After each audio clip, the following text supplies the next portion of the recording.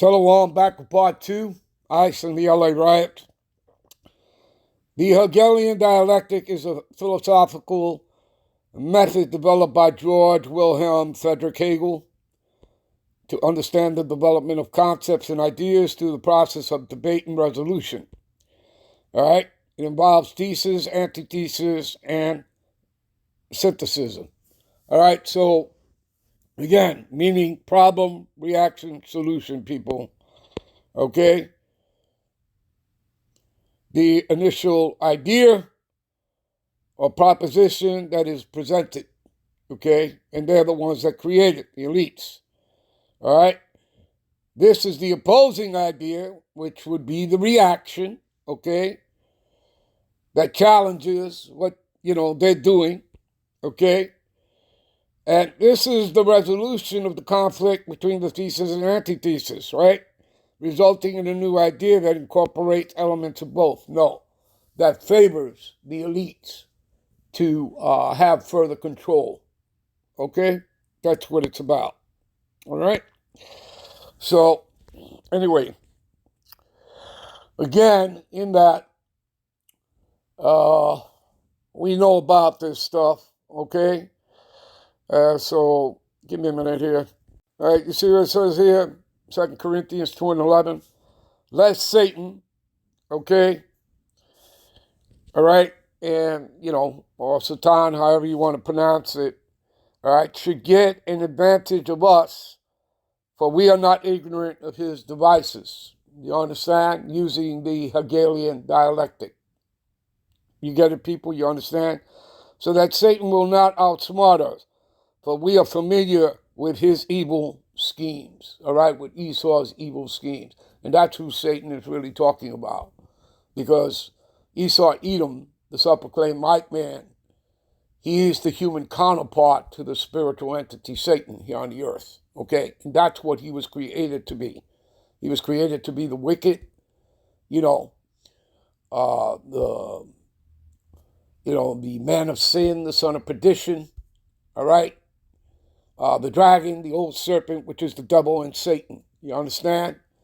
They're also known as Luciferians, okay? Satanists, okay? They're the children of Satan. The synagogue of Satan. It'll tell you that, okay? All right? So, let's give you one more here, all right?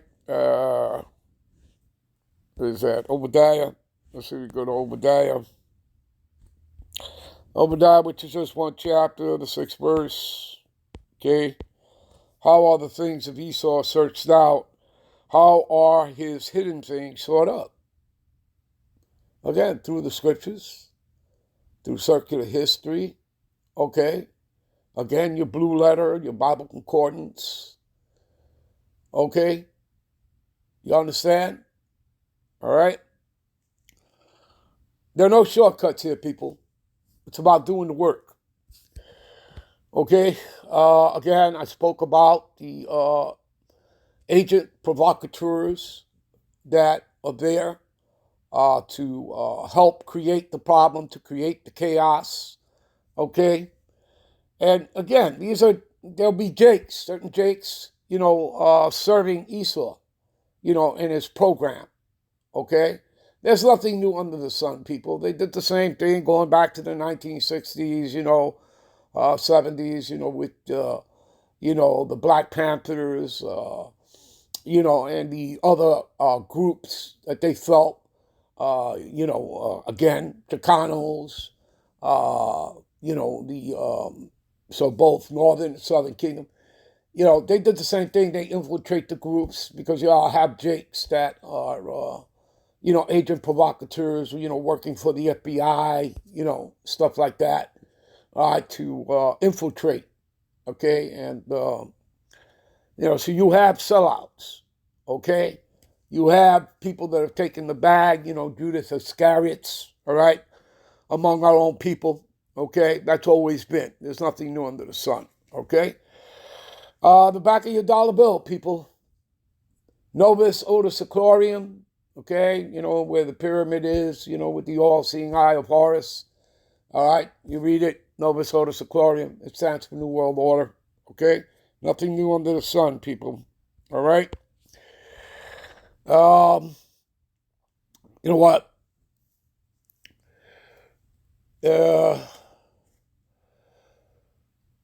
Again, people, there's several things you need to know. Okay? When you come into this truth. The name of the Father and Son, okay, is important. All right? And again, I'll take you to a precept for that. Give me a minute here. This is Proverbs 30:4. Who has ascended up into heaven or descended? Who have gathered the wind in his fist? Who have bound the waters in the garment? Who have established all the ends of the earth? What is his name? And what is his son's name, if thou can tell? You see how the scriptures challenge you to do that? And you have to know the names. And you have to go back to the Hebrew text for that. We'll be right back with parts 3 and 4. Shalom.